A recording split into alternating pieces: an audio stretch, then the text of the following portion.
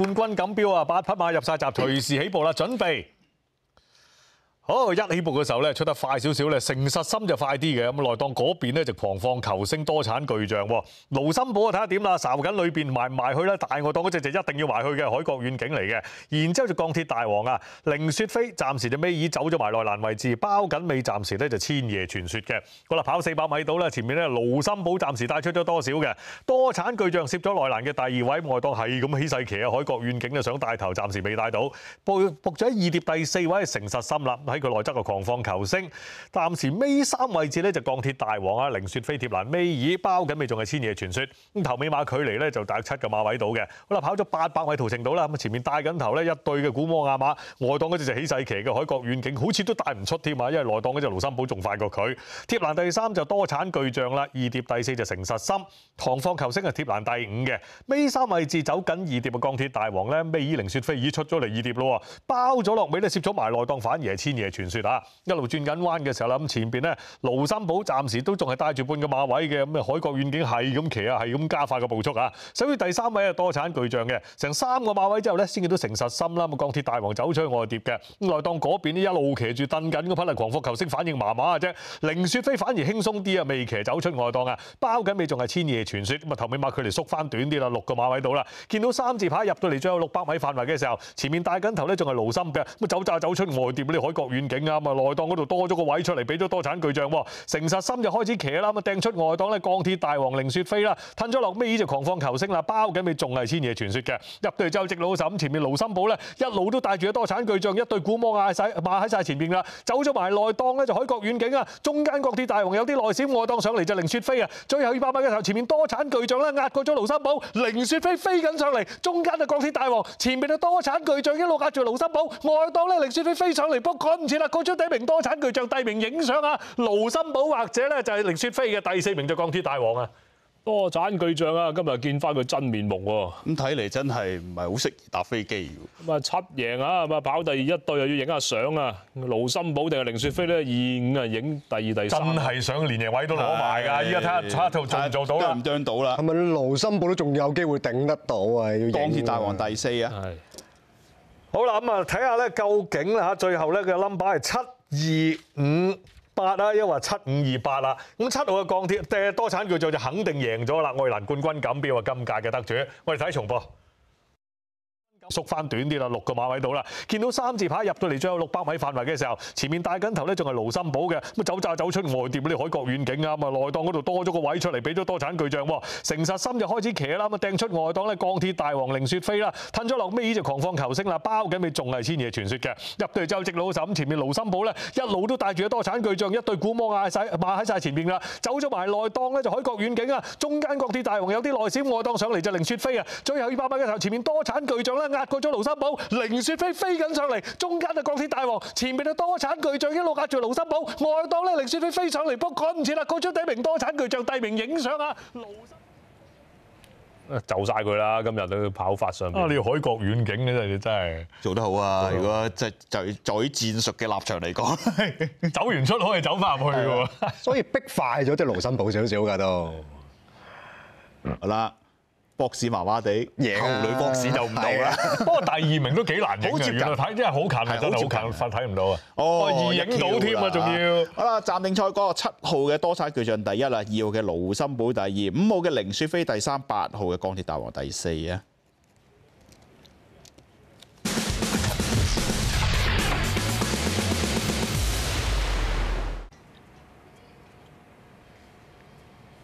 千夜傳說係第5。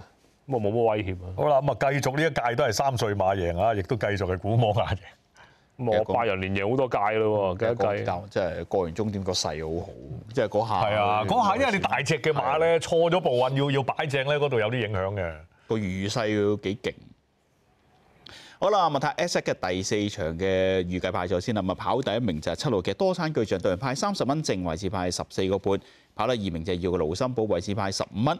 跑第3名5號嘅凌雪飛，位置派17個半。跑第4名係8號嘅鋼鐵大王啊。連位2搭7派95蚊。二重嘅順序7號、2號派187蚊。三重嘅順序7號、2號、5號派645蚊。單 T 2號、5號、7號派152蚊。位置嬌2搭7派37個半，5搭7派40蚊零5毫，2搭5派43蚊。4連環2號、5號、7號、8號派81蚊。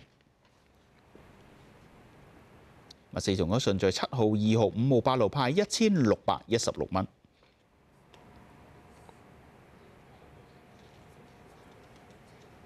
咁啦，結果惡霸人啊連贏5屆，莫雅就近5屆贏4屆，咁其中一屆就許國能贏，即變魔術。咁變魔術嗰屆其實衛冕嘅。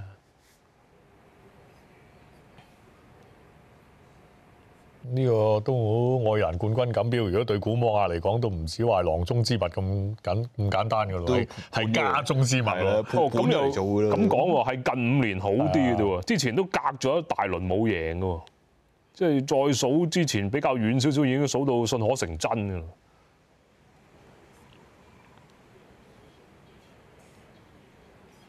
咁啊，早年嗰啲迪倫啊嗰啲啊，咁啊當然都有贏過啦。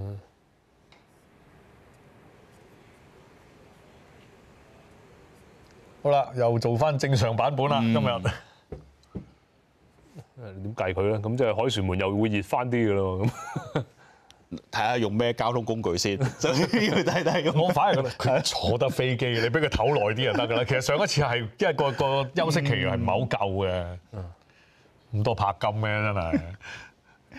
好啦，嚟緊呢場啊，蘇龍馬超 B Super 同你擁抱足球。好，現場嘅頒緊獎啊，愛爾蘭冠軍錦標。其實唔係囊中啊，家中之物啊。係主場。一同呢個錦標，呢個係國際認可都幾高水準嘅一級賽嚟㗎嘛，連贏5季喎，即係5年啊！我全愛爾蘭我諗最高水準，最高水準呢場㗎嘛，一定係呢場。即係當初識愛爾蘭大賽第一場就識呢場咯，冠軍錦標咯，就係。但係愛爾蘭其他一般賽事嘅水準係低英國少少。尤其是啲中短途嗰啲都差距，暫時都嗰啲高明顯啲嘅。齡5股嗰啲過去唔夠跑嘅。By Aidan O'Brien, real good gallop everywhere. It looked easy today. Yeah, it was very straightforward. Look at Aidan, he's done everything. He's done it probably 5, 6, 7 times. It's obviously had an up and down year, but when he's turned up, he's been very good. I think he's just the most beautiful moving horse, and he was in a real good place today. Like, the reality is probably going from a derby to an Irish derby, then a King George. Not many horses can do it, and maybe he just wasn't in the right place that day, you know. But he's beaten a real good lineup here, and I'm delighted. I'm really happy. I think he's proved today that he's a very good horse. He's beaten the older ones, and he's won. He's just always shown so much right from the start. I'm just delighted that Aidan's everyone at Paris-Dauphine was able to get him back and show him at his best today. Well, it's an unbelievable training performance. Today, you never looked in doubt. Real good gallop everywhere from Shamey. From start to finish, there was a solid pace everywhere. You looked easy, you looked in control, and it just looked really simple today. Yeah, I think, nice ground is important to him. And he just floated around here, just done it. So he's a beautifully balanced horse, and he just done everything perfectly, and it went smooth. And I'm just delighted that he's able to, we brought him back from a very disappointing run, and to come back and do it again, there's a lot of satisfaction in that. Ryan, well done. Thank you.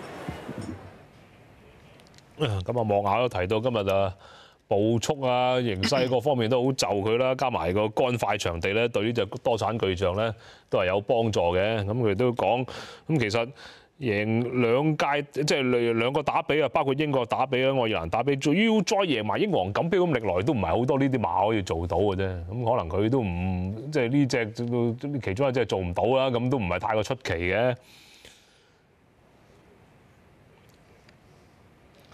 好啦，咁啊嚟緊嘅第5場賽事咧，蘇龍那威錦標嚟嘅，咁啊出馬咧就原本12匹，依家得翻10匹嘅啫。我哋先睇啲賽事。嗱，跑第1名係7號嘅多產巨匠，導人派30蚊，位置派14個半。跑第2名係2號嘅盧森堡，位置派15蚊。跑第3名係5號嘅凌雪飛，位置派17個半。跑第4名係8號嘅鋼鐵大王。咁連人位2搭7派95蚊。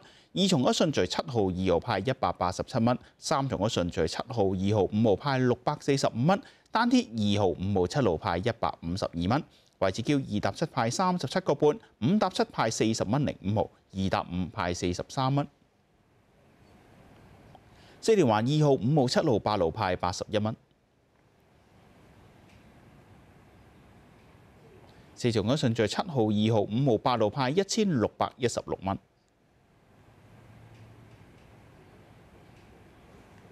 孖寶啊，頭關1號或者12號，尾關6號、7號都當中係派36個半嘅正獎。安慰獎頭關1號或者12號，尾關2號係派32個半。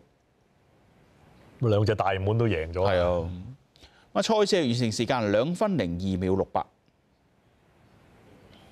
一匹提起勁，一匹多產巨匠啦。頭馬2馬半個馬位，2萬3馬短馬頭位啊。其實都連續3場都大本贏馬啦。Has asked me, Aidan O'Brien. First of all, many congratulations to you and the winning owners, Michael Tabor, as well. That was some training performance, Aidan O'Brien. All the press around you, incredible. Yeah, no, listen, it was Michael for having the confidence and in everybody to leave it, relax and calm down and come back. Ryan gave him an incredible ride. Andrew is in charge of him. Davey looks after him. Rachel rides him every day, rides him in all his work. And all the team around all of them. There's so many people that we're so grateful to that made it happen.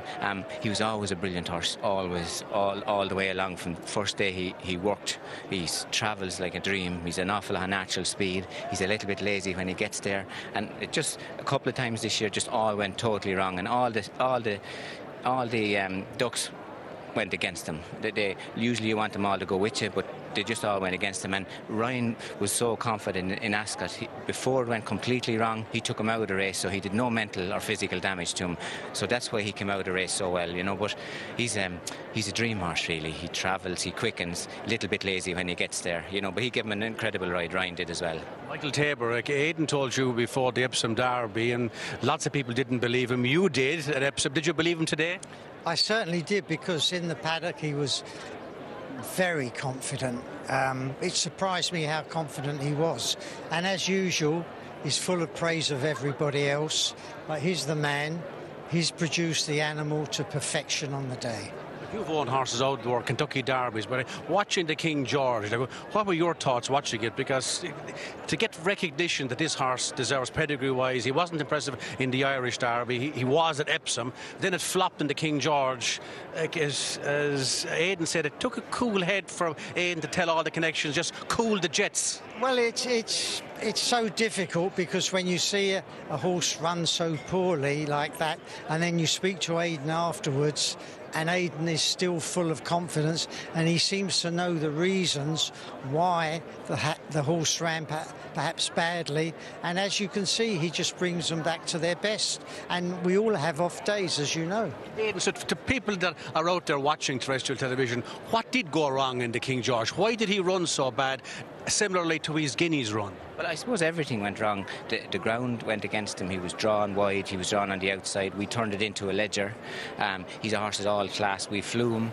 There was so many things, so many reasons why it could go wrong. So we took even half of those if they were to change the other way. We knew we had a big shot today. Did he fly over to Epsom? No, he didn't. Yeah, he went by boat. That's interesting, isn't it? That was the problem, the boat. That was it. Yeah, so that was it. What kind of boat did you put him on? That's it. Maybe it wasn't the right boat, absolutely, Mike. But obviously, no. But so that was one of the common denominators that weren't stacking up flying, you know. So, listen, obviously, maybe if he flies again, he needs to go with a little bit of time. And a little bit of time to get over it. He's a very brilliant horse. He's very tough, very hardy, but he's a little bit peculiar. little things. Like Amory was watching him in the stable. Like if a thing is happening around his environment, he stays awake all night. He doesn't sleep, you know. So it's that's what all the things say. So he's just probably very sensitive horse, and he takes in everything. But listen, like I say, it's really. To the lads for having so much confidence. It's not. He says it's you, isn't it? Right, the lads never panicked in any way. Like everyone knows what he's worth and how important he is to the breed, and it was very easy to say that's the end. But they never did. And Michael always saying he wants to race. And listen, well, I'm hoping we keep him in training as a 5- and 6-year-old, but I don't think that will happen. But joking apart, we always knew from Aidan this horse had that special brilliance. He kept saying it, and if he says it, you have to believe it, and he's shown it, the horse. Absolutely, the punters made him fair. One final question, because the presentation is waiting. Like, obviously, he's a seriously valuable commodity now, this horse. Will he be retired, or will you be tempted to go to the Breeders' Cup, or even the fact he's by Deep Impact, take him to Japan? Yeah, I think everything is possible. And obviously Derek and John and myself will discuss with Aidan going forward, and the world is his oyster, so to speak. You're a sportsman, so is John and Derek. You know, we want to see this horse again. It'd be lovely to see him. Listen, and I can understand that, and as John Magna reminds me, we're not getting any younger, so we want to enjoy the horses as much as anybody else, that's for sure.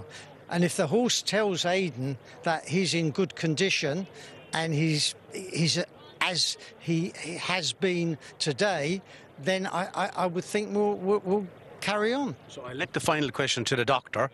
The fact now that the owners have said if you're happy with him, he will run again, where might that be? I'm not sure. Like we always talk to Michael and John and Derek and George at the after a week or 10 days. But I know the lads love the Breeders' Cup, and I know Michael loves the Breeders' Cup. So I would say there's probably a good chance that he could go there. But like Michael and John, Derek and George will make the decision, and then we will go with that. But I think there could be a good chance if he's okay. I see Michael nodding at me. So if he's happy, and that is very possible. But it'll be obviously Michael's decision. The Breeders' Cup has always been very special to us, and if the horse is right, I see no reason why he wouldn't go. But maybe Derek and John and George will have a different view. But I'm hoping that they'll agree with your man and myself. They're shouting at the television. Michael Taver and Aidan O'Brien. Many congratulations. Dr. O'Brien, you were right again, and punters followed you in. Well done. Thank you, Brian. Appreciate it.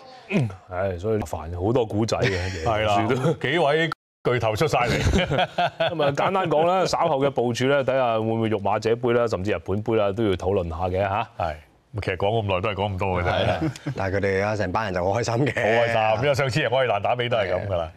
好睇馬。